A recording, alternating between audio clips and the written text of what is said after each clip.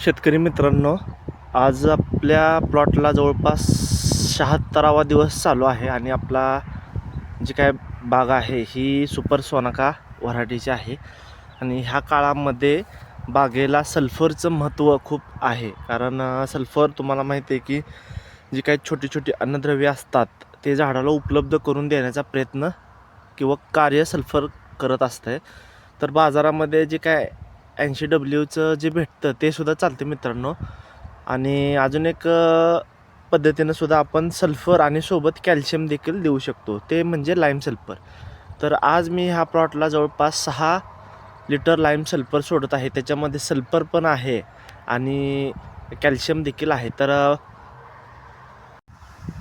या बादलीमध्ये जे काही लाईम सल्फर केल्यानंतर चोथा असतो तो चोथा मी ड्रिप वाटे सोडणार आहे.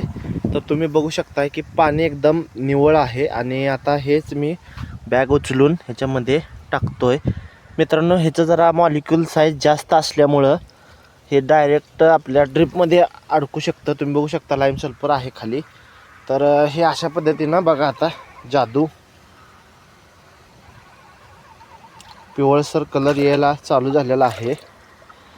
अगोदर पिवळसर कलर येतो म्हणजे सल्फर पाण्यासोबत रिॲक्शन होतं आणि त्याच्यानंतर ते हळूहळू कॅल्शियम सोडतं.